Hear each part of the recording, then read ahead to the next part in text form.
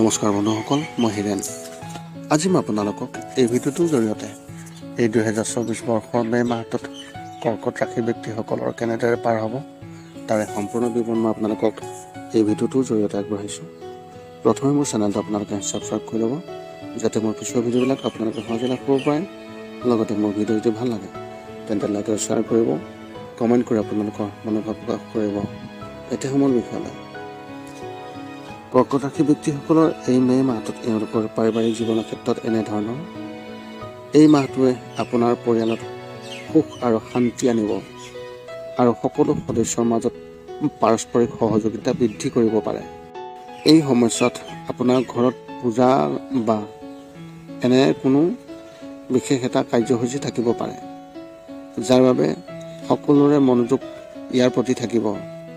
আপোনাৰ পৰিয়ালটোৰ পৰিৱেশ ধাৰ্মিক হৈ থকাৰ সম্ভাৱনা আছে আৰু আধ্যাত্মিকতাৰ প্ৰতি আপোনাৰ প্ৰৱণতা বৃদ্ধি পাব। যদি আপোনালোকৰ পৰিয়ালত পুৰণি বিবাদ হৈ আছিল, যেনে ভূমি বা আন কিবা, ইয়াক সমাধান কৰা হ'ব।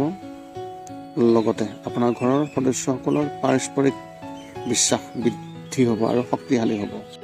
আপুনি সকলোৰে সৈতে ক'ৰবালৈ যাবলৈ এটা কাৰ্যসূচীও কৰিব পাৰে। ব্যৱসায় আৰু চাকৰিৰ ক্ষেত্ৰত এনেধৰণৰ। আপুনি আগতে ব্যৱসায়ত যিকোনো লোকচান বহন কৰিছিল আৰু এই মাহত লাভলৈ পৰিৱৰ্তিত হ'ব। প্ৰতিদিনে আপোনাৰ বাবে নতুন সুযোগ আহিব, যাৰ পৰা আপুনি লাভ অৰ্জন কৰিব।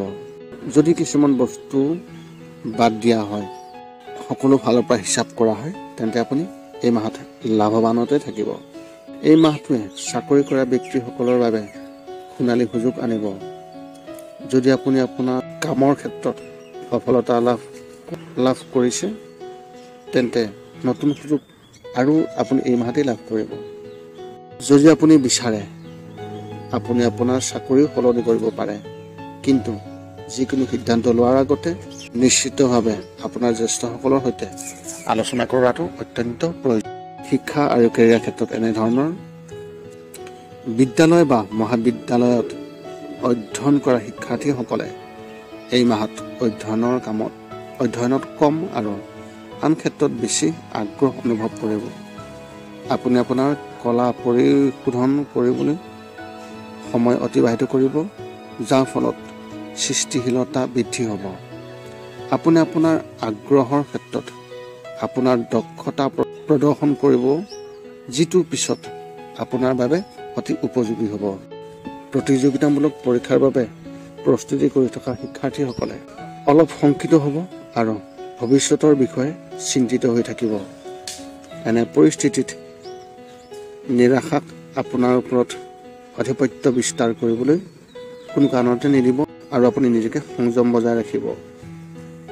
মহাবিদ্যালয়ত পঢ়ি থকা শিক্ষাৰ্থীসকলে তেওঁলোকৰ সহপাঠীৰ পৰা সম্পূৰ্ণৰূপে সমৰ্থন পাব। প্ৰেমৰ ক্ষেত্ৰত এনেধৰণৰ।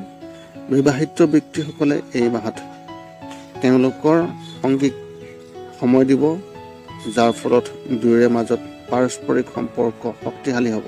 আপুনি আপোনাৰ পত্নীৰ সম্পূৰ্ণ সমৰ্থন পাব আৰু কিছুমান বিষয়ৰ বিষয়ে দুয়োৰে মাজত পাৰস্পৰিক পাৰ্থক্য থাকিব, কিন্তু সেইটো সোনকালে সমাধান কৰা হ'ব।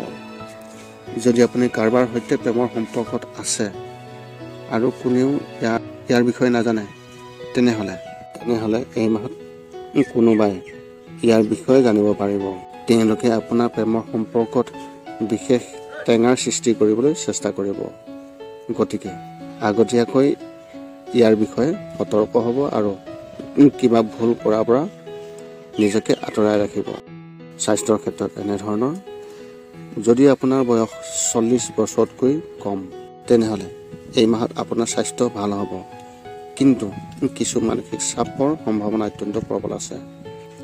যিকোনো চিন্তাই আপোনাক আগুৰি ধৰিব পাৰে, সেইবাবে আপুনি নিজকে সতৰ্ক ৰাখিব। 40 বছৰৰ ওপৰৰ ব্যক্তিসকলৰ ক্ষেত্ৰত কোনো ধৰণৰ সমস্যা নহ'ব। মাহৰ তৃতীয় সপ্তাহত চকুৰ সৈতে সম্পৰ্কিত সমস্যাৰ সৃষ্টি কৰিব পাৰে। এনে পৰিস্থিতিত চিকিৎসকৰ ওচৰলৈ যাওক আৰু নিজে কোনো চিকিৎসা কৰা পৰিহাৰ কৰক। যদি আপোনাৰ ইতিমধ্যে চকু ৰোগ আছে, আপুনি যিমান পাৰে সিমান সোনকালে আপুনি ইয়াক পৰীক্ষা অতি সোনকালে কৰাই লওক আৰু আগতীয়াকৈ সম্পন্ন কৰক, যাতে পিছত কোনো সমস্যা নহয়।